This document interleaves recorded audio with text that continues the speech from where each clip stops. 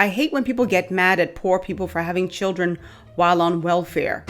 Nowadays, it's easier to come out as gay versus telling people you're. I believe, y'all, please don't cancel me for this, but if you do, it is what it is. If you have multiple children that you keep abandoning, that you are not taking care of, I feel like the state should.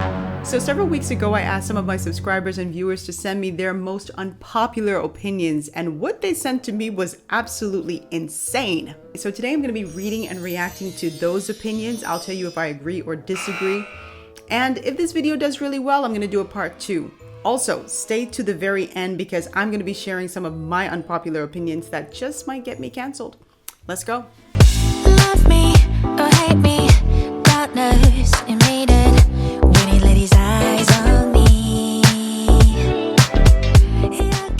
All right, so let's kick things off with this first one. I think this is Jace or JC144. Says, just because someone doesn't have kids doesn't mean they can't recognize and call out bad parenting. I couldn't agree more. This is one of the pet peeves that I have when people say stuff like this too. There are obviously certain things that you won't know unless you're a parent. You have to kind of be in it to feel it, to know it.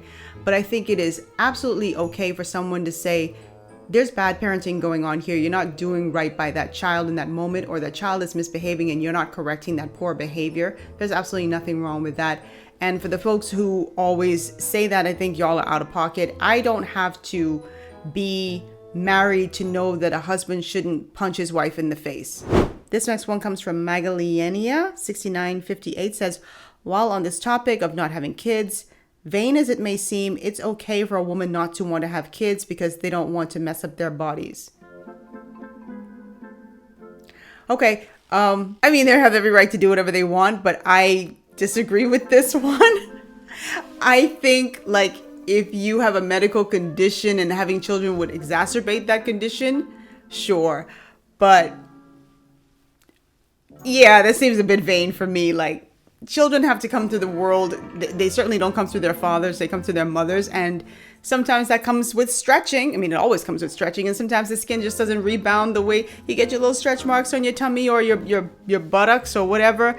I don't know that that's sufficient reason for me to not want to bring a kid into the world because I don't want to mess up my body. But to each his own, to each his own. This next one comes from White Lady Talking Again. It says YT, so I think that's White Lady. Because I know it ain't YouTube lady talking again. Says, the colorism, self-stereotyping in the Black community is worse than white people being racist in a social aspect. I disagree. I absolutely disagree. I think colorism is disgusting. For those of you who don't know what it is, like when people prioritize or give like a preference or preferential treatment to somebody who is of a lighter hue than somebody who is darker. Or, you know, they might do it even with texturism, like someone's hair texture is like a caste system.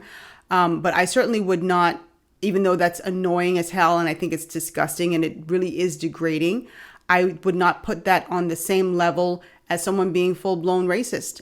I don't. I do think, though, that this statement has a bit of merit, that we really do need to look internally as a Black community because we don't understand the damage that we are doing to ourselves and to each other when we do engage in colorism, texturism, that sort of thing, or featureism, where someone who has like a more prominent, you know, broader nose or something like that, or fuller lips is not treated the same way as somebody else. But racism really just, it involves systems to keep people suppressed. And I feel like when it's at that magnitude is much worse, but they're both bad. Aquarius Soul says, choosing to be a child-free woman isn't being selfish. I agree with that. I don't have an issue with women who say, I don't want children. There's a lot of questions, statements related to children. But I don't disagree with that one bit. I think what's selfish for me is when a woman knows that she doesn't like children like that or want children, but then goes and has children and then makes that kid or those children's lives miserable because she never really wanted them. You know, same thing for the father. If the man doesn't want to be a father, then just say that, you know, so that you don't bring a child into the world who's not loved the way that that child should be loved. So I don't think that a woman is being selfish by choosing to be child free. Now, there is a caveat here. If that woman is with a husband or a man who wants children, and like, especially like a spouse, and that spouse is like, hey, I want kids, and then that woman is like, no, I don't want children, then I think she is being selfish. Absolutely. But if you're just on your own and you're meeting men who might be similarly minded and they don't care about that sort of stuff, then absolutely be child free. No issue there. All right. P. I think that's your name. It says, some religious people are the worst people you'll ever meet and only use their religion as an escape from consequences. It's unnaturally common and ever so frustrating. Sometimes the religious types are the worst. I'm not even going to lie. And I'm somebody who considers myself, I'm a Christian. I'm a follower of Christ. I like church. I, love God, all that stuff. But I don't like pushing my faith on anybody else. I'm not ashamed of it. I don't hide it. And I'll talk to someone if I feel like they need encouragement, but I don't like pushing myself on people. And guess what? As a Christian, I get imposed upon as well from other Christians who think that they're more Christian than everybody else. And I'm like, shoot, if I'm already on your side and I can't stand dealing with you because you're so pushy and you're so arrogant and all that stuff, I can only imagine people who aren't there, And I know this person didn't say specifically Christianity, they just said religious people. So it could be of the Muslim, Islamic faith, or Judaism. It could be any one of those people. But I'm just using mine as an example. It's just sometimes they're the worst people, I swear. So I totally get it. Mama T, what's good? Taylor 6709 says, I don't want to be called a cis woman. I'm a biological woman. I was born with the parts that make me a female. I wrote a whole blog post on this about a year, maybe 2 years ago. And I've said it in videos when I was dealing with LGBTQIA issues. And I said, I don't want to be referred to as cis. And a lot of people get really upset by that. A lot of trans women get upset. I said, listen, if I'm going to respect you and your pronouns, and I'm happy to respect you and your pronouns, respect the fact that I am just a woman. I'm just a biological woman. Please do not refer to me as cis. And people will always argue, oh, no, you clearly don't understand what cis means. I know what it means. I'm telling you how I want to be referred to. I've never needed a qualifier. I'm just a woman. End of story.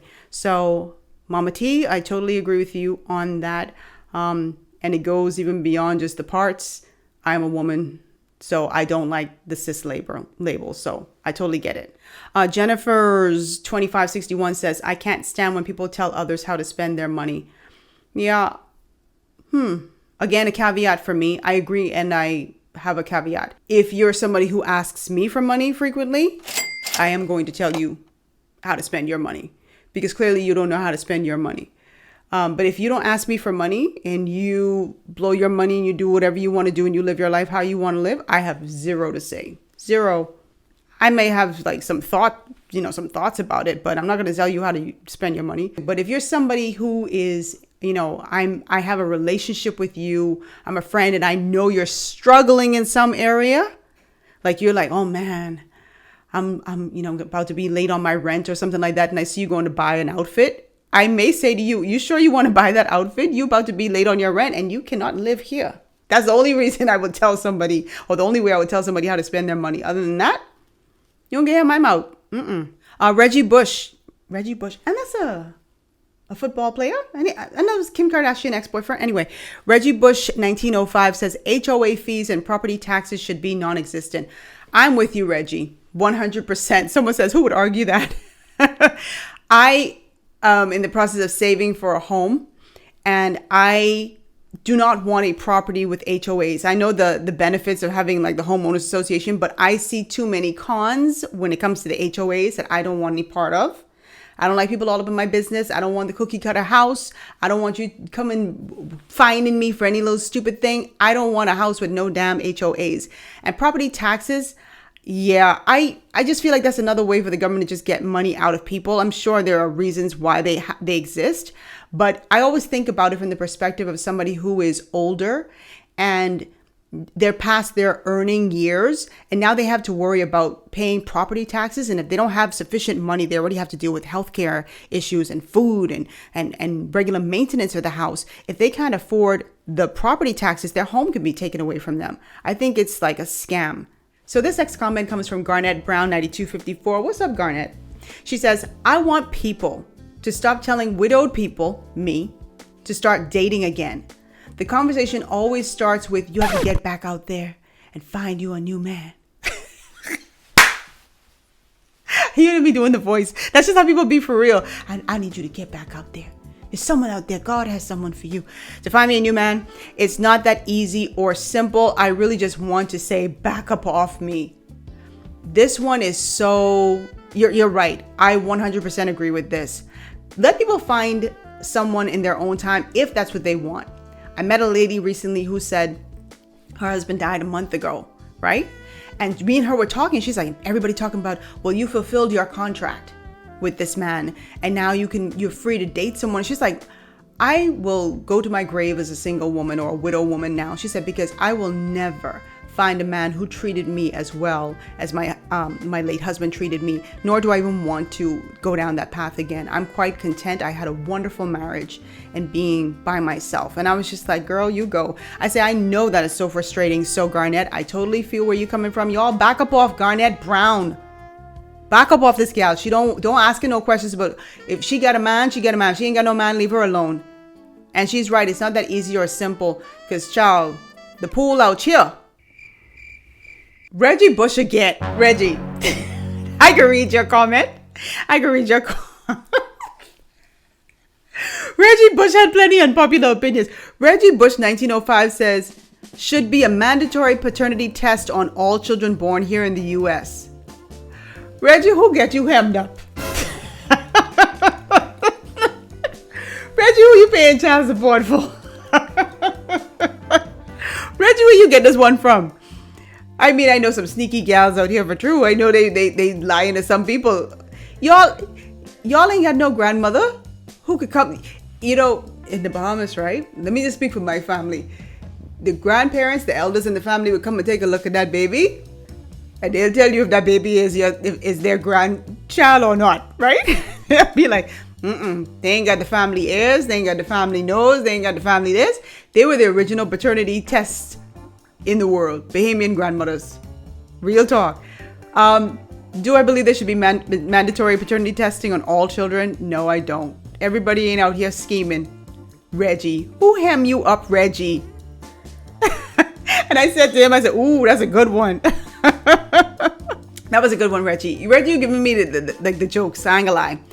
This next one comes from Jean Edwards, 1875, who says, children who are provided nails, bust-down weaves, and brand-name gadgets and clothes for school see themselves as superior to their classmates and use this status of having it to bully the kids of the less fortunate.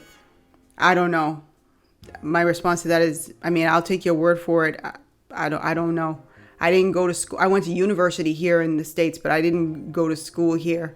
And I certainly, yeah, this ain't a thing. Like in the schools in Nassau, where I'm from, you have like standards of how you could fix your hair and all that sort of stuff. You can't even wear your own clothes.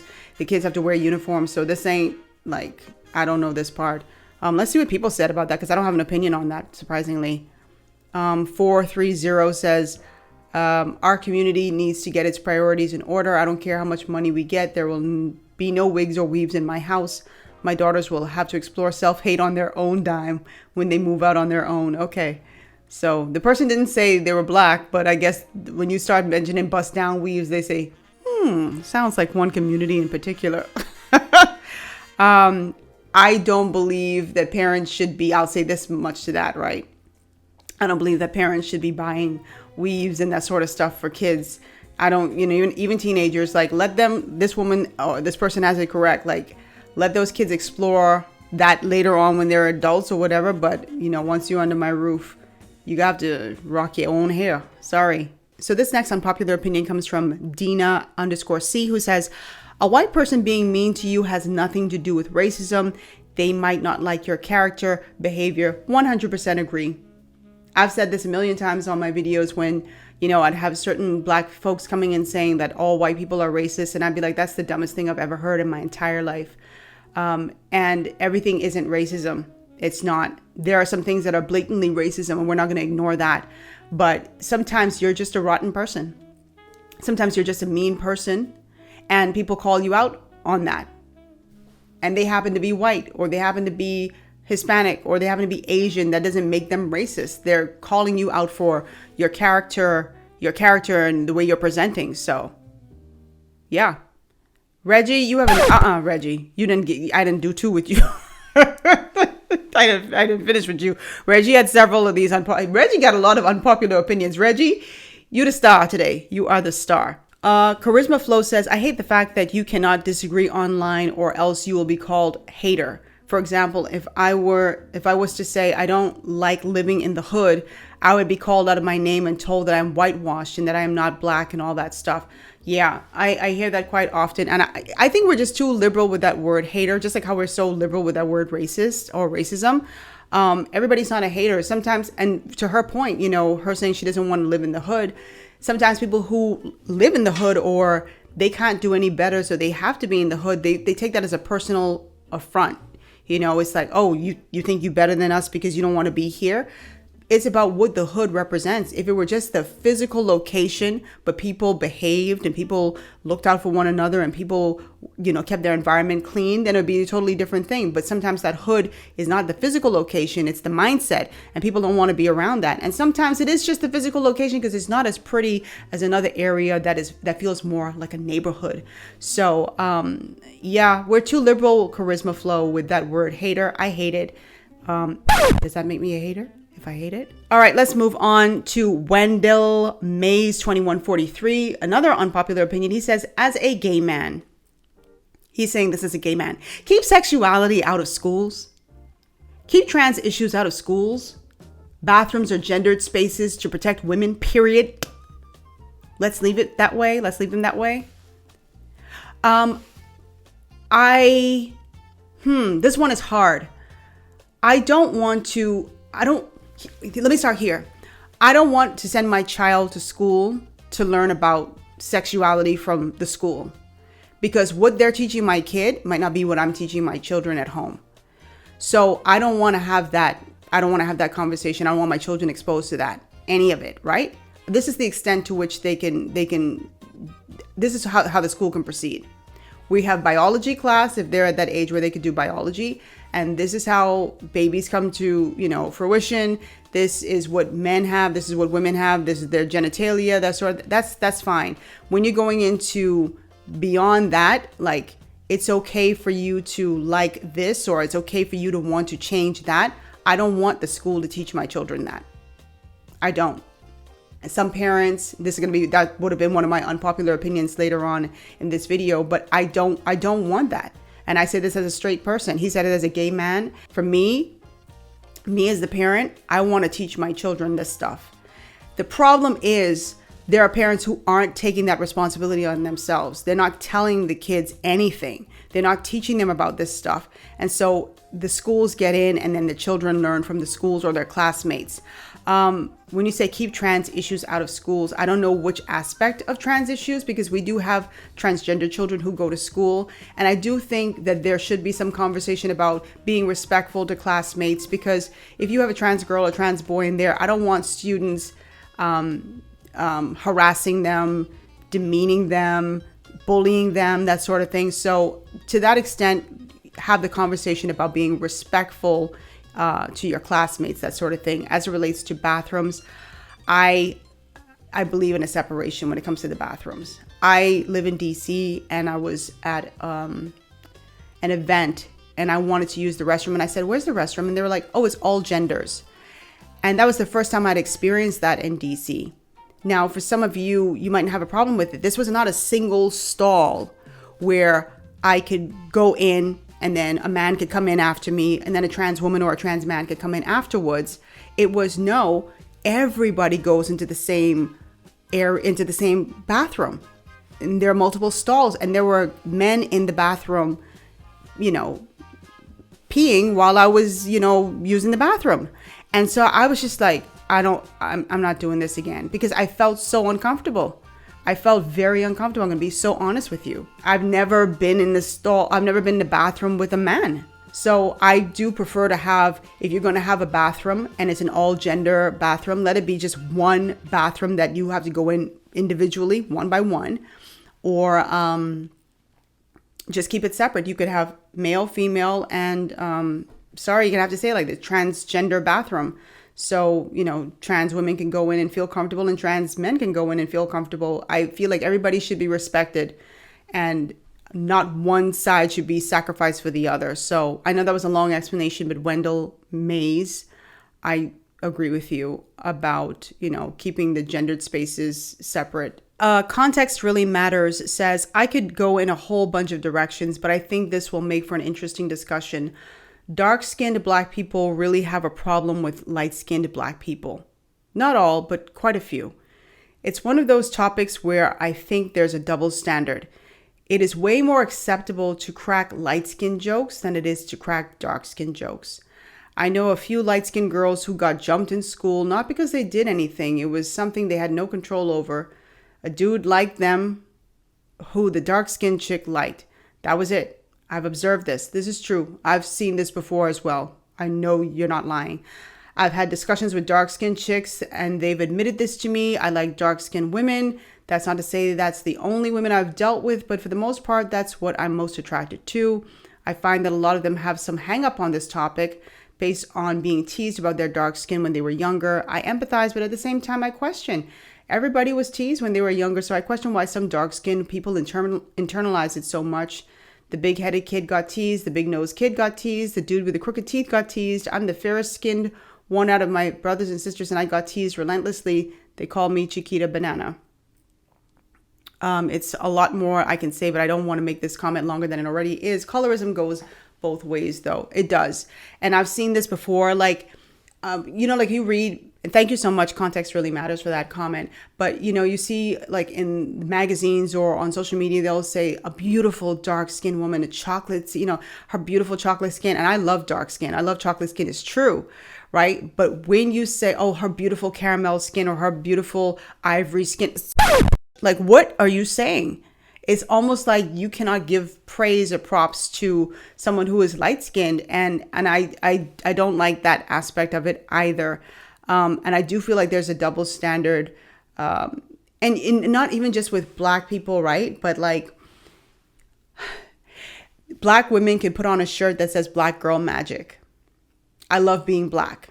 Black is everything. Beyonce had an album called Black is King, right? I know we're moving away from just dark skin, light skin, but if a white person put on a shirt that said white girl magic, white is king or something like that, people would they would blow a fuse. So, I do think that there's a big double standard there. Context really matters. It's not fair at all. I think that there are some dark-skinned women who do have a hang-up because we made them have a hang-up. To be honest with you, we treat them like garbage. We tell them they're not pretty, they're not cute enough, they're not fly enough. We don't put them in the music videos. We don't prioritize them in the movies. We don't, it took a lot of people pushing back and saying, can you put a dark-skinned girl on the cover of a magazine, please? Can we have a dark-skinned lead? When you watch like when you watch movies with celebrities, they would pair, like, for example, Denzel Washington with a light-skinned girl, or Will Smith with a Hispanic girl or a light-skinned woman. That happens a lot. So what you're showing is that to be the lead, to be the preference, the one that's chosen, you have to look a certain way. And that's not dark skin. So their anger or frustration isn't coming from nowhere. It's been embedded in them because of how we treat them. But it still doesn't give people an excuse to be rotten towards light-skinned girls either, or women. So there's that. Okay, please don't kill me. This next comment comes from Daluba Languenia 7188. Please forgive me. Says, I don't think people should be getting depressed, let alone unaliving themselves from social media backlash. Maybe I'm biased because I don't make money from any app, but in my world, just like any scenario, if it's getting toxic and negative, simply remove yourself. It's as simple as logging out and deleting the app for me, or to me. It's not forever, for a healthy while. Why let the opinions of mostly strangers affect you in real life, in the real world so deeply? That line between social media world and real world is too blurred for a lot of people as to why they be getting depressed because of it. I agree and I disagree. And the only reason I disagree is because I know people are different. Personally, I would not stay on a social media platform. And I don't mean I would close out my accounts or anything like that. But if people are going nuts on me in the comments section, that's happened. Oh my God, I've been bullied on my own platform before for years. Go into any one of my like my old videos when I'm dealing with like politics or anything like that. Oh, honey. Oh, I be getting it. But I know how to do this. I take my little finger and I go and I X out of whatever I'm watching, and I go and I watch Murder, She Wrote. And see Jessica Fletcher get all up in people's business where she don't belong. I know how to, get away from that. And not everybody knows, especially if you're young and impressionable and you don't have the tools. And I said this in one of my videos a week or so ago. I said, I'm so grateful I came onto this platform as a fully developed woman. And that doesn't mean I don't have feelings and all that. But, I can handle it a little differently. I know how to step away. But people, they just be going back and forth too much with the people in the comment section. Like, bruh, if these people are hammering you, step back. You will never win an argument against the internet. It's more them than you. So state your piece and move on. Yeah, but when it comes to kids or people who might not be so strong mentally, I do understand why they feel so depressed and why they just might feel like, I don't want to be here anymore. I can't be here. Everybody hates me. And the thing is, you may have 500,000 people who watched your video. 10,000 may be commenting. That's 10,000 people coming at you. But it takes a strong mind to put things in perspective. We got 7 billion people on the planet. 7 billion. And you stressing about 10,000 people? They don't matter. Step aside if you are going through that. And I'm sure my day will come. It's already come and it'll come again. You got to know how to step back. Just come off the platform, because I don't want anybody to end their life because someone said something really crazy. Comments like this always, they mean a lot to me, because I had shared on my platform before how from like the age of 13 into adulthood, I had wanted to end my life. And so I don't dismiss people's feelings when they're depressed and they're going through that point where they're like, I don't want to be here anymore, because honey, I was here. But for the Lord. So Tamara Daniel 9294 says, nowadays it's easier to come out as gay versus telling people you're a conservative voter. Oh, I've heard conservative voters say that, like, it's really tough to say that, you're a Republican or something like that. It depends on who you are, to me, and where you are in your career, because it might be very difficult for somebody to do that. I don't know. Let's see what people said about that. Sirens McKinnon Q4 says, yep, my friends still don't know that I didn't vote in the last presidential election. They definitely all know that I'm gay. Oh, that's funny. It's Stuff 7328 says, I hate when people get mad at poor people for having children while on welfare. But to do it the right way, you need to wait until they're in their late 30s, 40s, and need to use IVF. This isn't sustainable. Society is supposed to have children. A society without children has no future. I have very strong views on this. I don't have an issue with you having children, in your 20s, you 18, 19, 20. You want to have them younger? Sure, because you have more energy to run behind them. No issue with that. I do have an issue. This is just my unpopular opinion. With people who already are in a position where they cannot support themselves and they cannot support their children without financial help from the government, going and having more kids. And I know a lot of women, oh my God, I know a lot of women who are doing this, having multiple children because they get multiple, they get a lot of assistance from the government. Then when tax time comes, they get a lot of deductions and they get to claim their kids and all that sort of stuff. And it's just like, I feel like American society, and I'm gonna speak for America, has it so backwards, right? To me, see, I'm delving into my own unpopular opinions now that I was gonna put at the end. But I feel like the people who are single need the most help. To me, if you are out there having to work multiple jobs just to make ends meet and you're getting taxed to oblivion, I feel like you should be the one getting the majority of help. If you don't have a spouse in the house, you don't have a partner to help you, you don't have any other sort of safety net, you should be getting more help.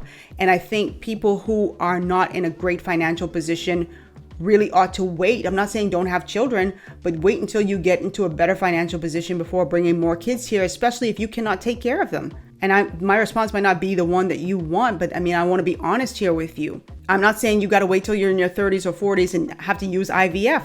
What I'm saying is get yourself in a financial position so you don't have to rely on the government, because you're condemning yourself and your children to poverty when you do that. Just my own personal opinion. Thank you, though, for weighing in. I really appreciate it. Jeanette Anderson, C8R, says, philanthropy is for show. Real generosity is giving without expecting a reward or a thank you. It's just the humble act of seeing someone in need and doing your best to fill it in a healthy way, of course. I agree with that. You know, I had a conversation with an old boss of mine. I always mention like these old bosses, you know, I'm not going to mention any current anything, but I worked for someone who was a multimillionaire. I worked for several people who are multimillionaires, right? But this one in particular, he and I had this healthy debate, row, whatever you want to call it. And I was saying, why do you always have to announce when you're doing something for someone? Like, why not just give to a school or just give anonymously? And he said, I hear where you're coming from, but sometimes when you give publicly, it encourages other people to give. You know, when they see that that person has given. I said, but are they doing it for the right reasons? You know, why can't the school or whomever you're giving to say, so-and-so, not so-and-so, but we've received a check for $2 million to go towards this or whatever. They don't have to know who it is. And he was like, no, sometimes people do have, they just act when they see people are taking charge and doing things. And it makes them want to do it too. And I'm not going to disagree with him on that. Sometimes that happens because if you see this person giving, you might be like, oh, wow.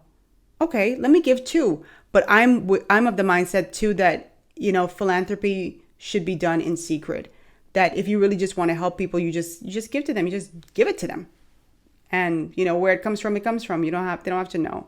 So let's go to the next unpopular opinion. This one is from Fly Island Guy, who says, blind loyalty to any political party or group is going to be the death of our countries.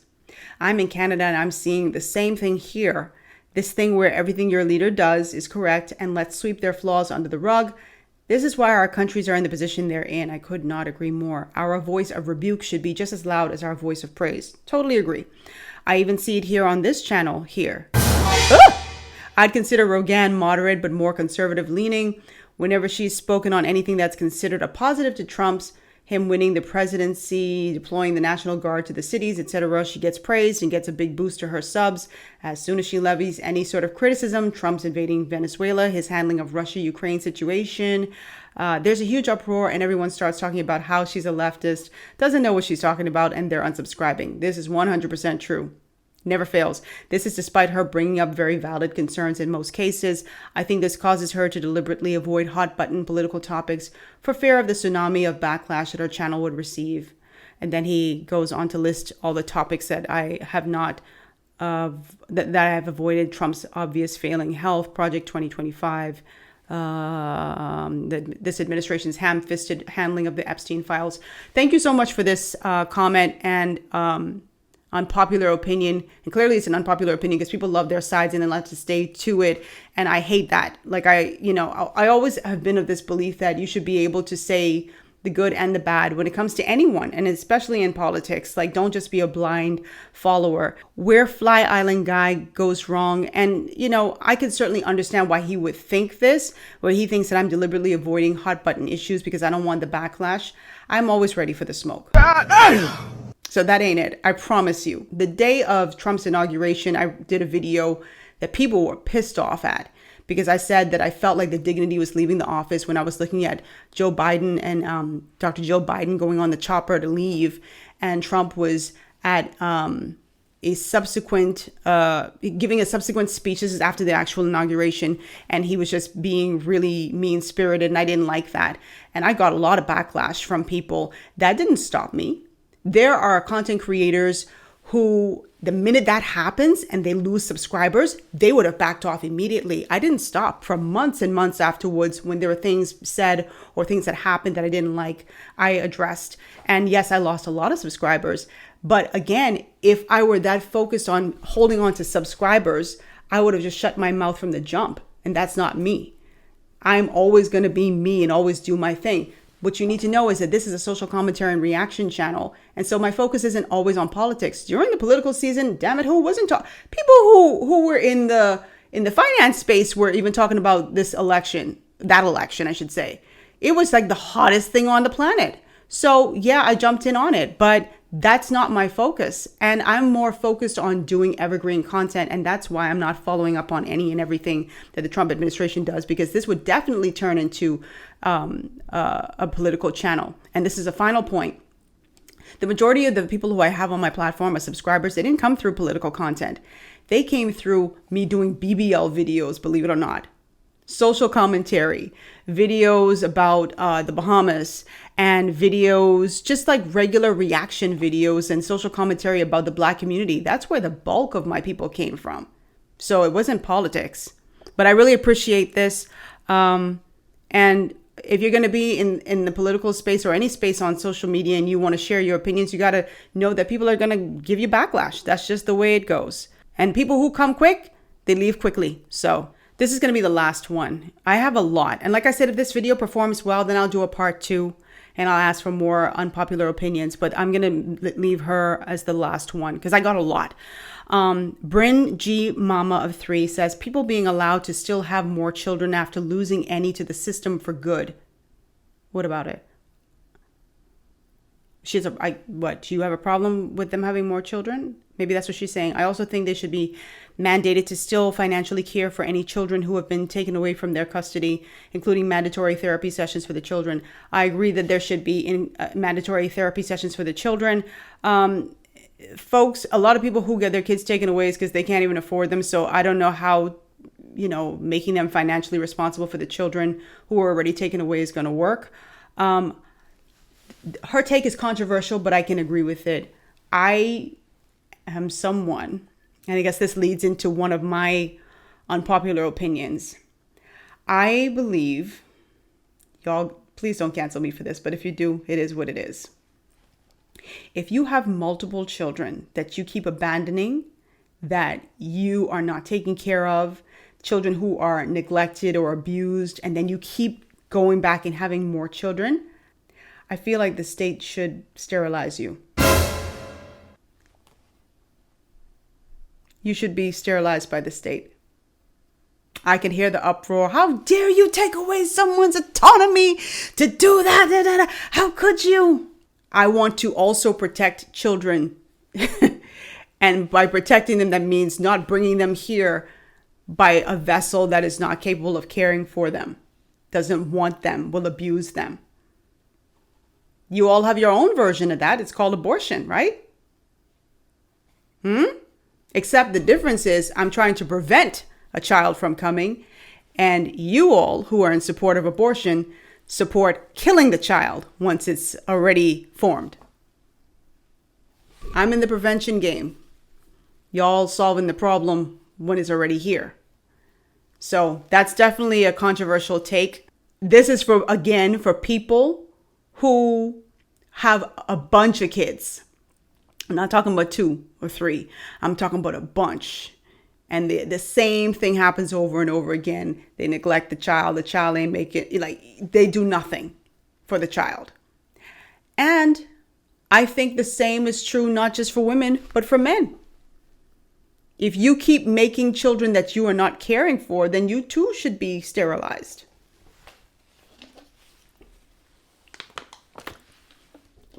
Because you obviously aren't into abstinence and you're not interested in protection.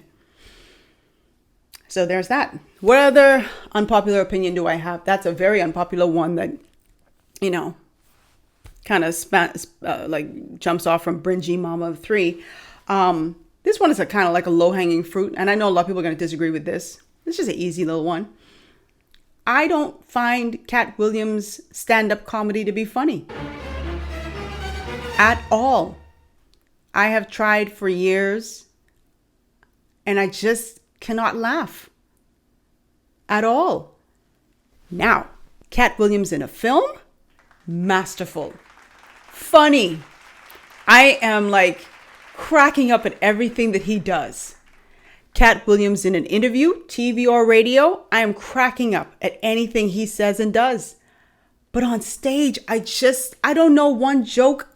I know jokes, but I don't know one joke that he said that I'm still repeating. Dave Chappelle. I think he's fallen off these couple years. Let me be real. That's probably another unpopular opinion. And I'm a huge Dave Chappelle fan. Masterful on the stage. Hate him in film. I hate him in film. I don't think he's, funny in film. So they have like the opposite problem. What other unpopular opinion I have? I think people should just keep their relationships off of social media. Completely. I don't know if that's so unpopular. But they should keep it off of social media. Don't let people know if you got a man, woman. Don't let them know if you have a wife, husband. Just don't let them know. Because people weaponize that sort of stuff against you. They look for ways to pick apart your relationship. So don't address it. Don't discuss it. Just leave it alone.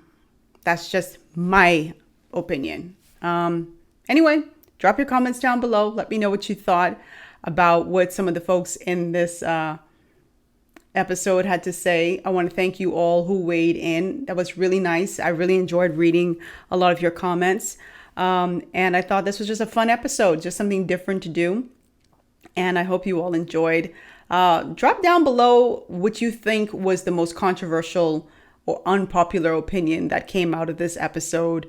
And let me know what you think about it. And drop your own unpopular opinions. And I'm so happy. I will be so happy to read them and engage. So thanks so much. And I cannot wait to see what you have to say. I'll see you guys in the next episode. Bye.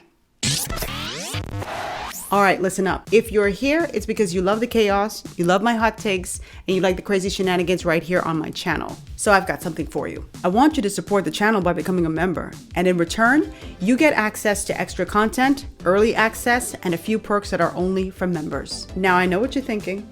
Why would I pay for this? Well, you're already on here watching me talk about the internet like it owes me money, so this is just the next step. So here's how it works. There are 5 tiers. The first, professional bystander. As a professional bystander, you get a badge, you get members only posts and access to polls and announcements. Tier 2, you're just here for the hot takes. You get custom emojis, members only comment sections, and exclusive short clips. If you want to step into tier 3, well, that's receipts and reactions. Here you'll get early access to videos, longer members only commentary, and priority consideration for topics. Now he's stepping into tier 4, which is the Bad Decisions Club. Whew. If you're in the Bad Decisions Club, you're going to get members only reaction videos, behind the scenes clips, and an unfiltered members feed. And finally, there's tier 5. Algorithm risk. You get everything above plus full access to the members archive, members only live streams, and the ability to suggest topics and get shout outs. So if you like what I do and you want to get more of it, then memberships are the way to support the channel and get a little extra chaos in your life. And if you join, I promise to keep the content coming and to keep the takes hot. So if you want in, hit that join button and let's do this.